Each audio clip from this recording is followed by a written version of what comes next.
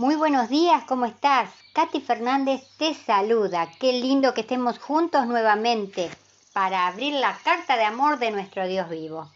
Trae tu Biblia y oremos antes de abrirla. Amado Padre Celestial, gracias por este nuevo día. Ayúdanos a tener sed y hambre de ti. Ayúdanos a amar a nuestros semejantes como tú quieres que los amemos. Y ayúdanos a bendecirlos también. Y ahora que tu Espíritu Santo se mueva poderoso entre nosotros para que podamos entender lo que hoy querés enseñarnos. En el nombre de Jesús lo pedimos y agradecemos. Te amamos, Padre. Amén. La lección para el lunes 19 de noviembre lleva por título La segunda venida de Cristo. Los apóstoles y los primeros cristianos consideraban que el regreso de Cristo era la esperanza bienaventurada y esperaban que todas las profecías y las promesas de la Escritura se cumplieran en la segunda venida de Jesús. Los adventistas del séptimo día aún se mantienen firmes en esta convicción. De hecho, nuestro nombre adventista lo indica inequívocamente. Todos los que aman a Cristo esperan con gran ilusión el día en que podrán encontrarse cara a cara con Él. Hasta ese día, la promesa de la segunda venida de Cristo ejerce una influencia unificadora sobre nosotros como pueblo de Dios. ¿Qué enseñan los siguientes pasajes sobre cómo será el regreso de Cristo? ¿En qué difiere esto de algunas nociones populares sobre su regreso? Te invito a que juntos leamos del libro de Hechos, capítulo 1, el versículo 11. Los cuales también le dijeron: varones galileos, ¿por qué estáis mirando al cielo? Este mismo Jesús que ha sido tomado de vosotros al cielo, así vendrá como le habéis visto ir al cielo. Ahora te invito a que vayamos a Mateo, capítulo 24, versículos 26 y 27. Así que si os dijeren: mirad, está en el desierto, no salgáis, o mirad, está en los aposentos, no lo creáis. Porque como el relámpago que sale del oriente y se muestra hasta el occidente, así será también la venida del Hijo del Hombre.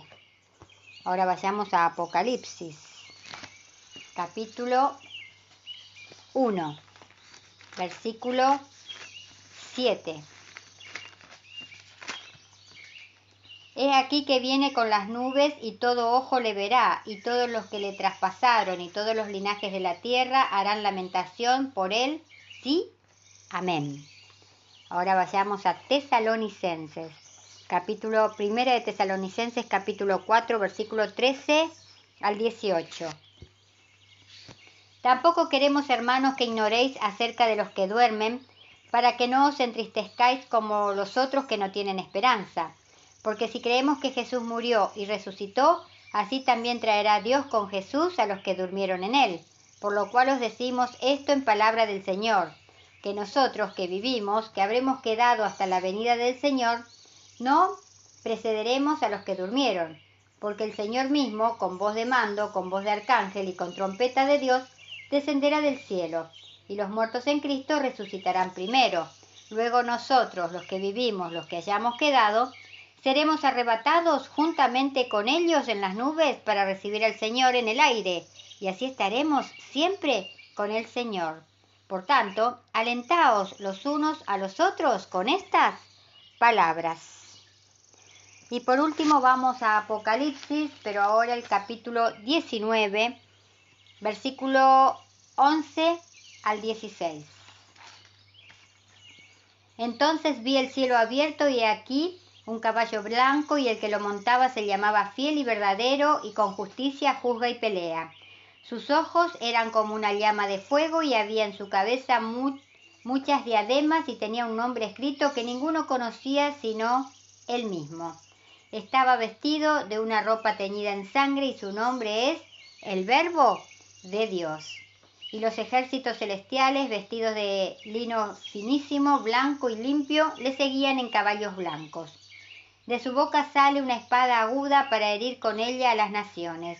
Él las regirá con vara de hierro, y él pisa el lagar del vino del furor y de la ira de Dios Todopoderoso. Y en su vestidura y en su muslo tiene escrito un nombre: Rey de Reyes y Señor de señores. La Biblia asegura repetidas veces que Jesús vendrá nuevamente a llevar a su pueblo redimido.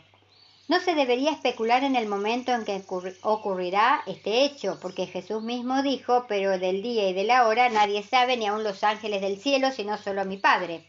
No solo no sabemos cuándo regresará Cristo, sino también se nos dijo que no sabemos, leo la última parte de vuelta. No solo no sabemos cuándo regresará Cristo, sino también se nos dijo que no sabemos. Al final de su ministerio, Jesús contó la parábola de las 10 vírgenes para ilustrar la experiencia de la iglesia mientras espera la segunda venida. Los dos grupos de vírgenes representan dos clases de creyentes que profesan esperar a Jesús. Someramente, estos dos grupos parecieran ser iguales, pero cuando se demora la venida, la verdadera diferencia entre ellos resulta obvia. Un grupo había mantenido viva la esperanza y había hecho la preparación espiritual adecuada. Con esta parábola, Jesús quiso enseñarles a sus discípulos que la experiencia cristiana no debe basarse en las emociones ni en el entusiasmo, sino en una confianza constante en la gracia de Dios y la perseverancia en la fe, aun cuando no haya evidencias tangibles del cumplimiento de las promesas de Dios. Jesús nos invita aún hoy a velar y a estar listos en todo momento para su venida. Aunque nuestro nombre adventista del séptimo día testifique de cuán importante es la segunda venida para nosotros, ¿cómo podemos en el ámbito personal tener siempre presente esta realidad? ¿Cómo hacer a medida que pasan los años para no cometer el error del que Jesús advirtió en la parábola de las 10 vírgenes? Ahora pasamos a la meditación de hoy, que lleva por título: Te doy gracias por mi enemigo. Después de esto se turbó el corazón de David porque había cortado la orilla del manto de Saúl. Primera de Samuel 24:5. Si sabes de alguna persona que esté empecinada en buscar tu mal y en desacreditarte, entonces permíteme que te diga que tienes una bendición muy grande. Esto no le sucede a cualquiera. Tu enemigo y tú han sido escogidos por Dios y detrás de tu enemigo está la mano de Dios. En realidad, la rivalidad y la enemistad que surgieron de Saúl en contra de David fue lo mejor que le pudo pasar a David. Dios, más bien, le hizo un favor a David. Dios usó a Saúl para mantener a David huyendo en los montes agrestes, donde aprendió a ser sensible a la voz del Espíritu Santo. Y donde también aprendió acerca del perdón total. Saúl fue el pasaporte de David para un mayor acercamiento a Dios. Cuando uno decide perdonar completamente a su enemigo, entonces se ha cruzado completamente la barrera de lo natural hacia lo sobrenatural. Tal vez tú, igual que yo, quisieras tener todos los dones del Espíritu Santo, pero aparte del don de la sanidad, de la intercesión o de la paciencia, el don que más debemos buscar es el don del perdón. Todos estos dones son sobrenaturales, lo cual quiere decir que están fuera de lo normal. En realidad, no hay verdadera explicación para los milagros. Por eso es un milagro. Por ello, cuando entendemos y extendemos nuestro perdón a alguien, obramos un milagro. No nosotros, nuestro Dios vivo actuando en nosotros, porque no tenemos esa capacidad de perdón. Dios nos lo da cuando nosotros se lo pedimos. Cuando perdonamos totalmente, entonces finalmente hemos alcanzado el nivel más alto que hay en términos de espiritualidad. David tuvo al rey Saúl en sus manos para cortarle la cabeza, y hasta cierto punto se lo merecía. Después de todo, Dios ya había escogido y bendecido a David como el próximo rey de Israel. David ciertamente pudo haber razonado de esa manera y actuado en consecuencia, pensando que más bien contribuía a los propósitos de Dios al matar a Saúl. Humanamente hablando, matar a Saúl es lo que cualquiera de nosotros habría hecho, pero David hizo algo que le acreditaba el título de un hombre que tiene el corazón conforme al de Dios.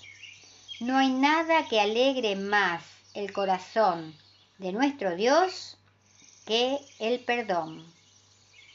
Que en este nuevo día que tenemos por delante podamos pensar y podamos pedirle en oración a nuestro Dios vivo, a nuestro Dios todopoderoso, a nuestro Dios creador, que nos ayude, que nos dé la fuerza y el para otorgar a quienes nos dañan esa clase de perdón. El gozo más grande de Dios, de nuestro Dios creador, es que perdonemos a aquellos que nos ultrajan y nos persiguen.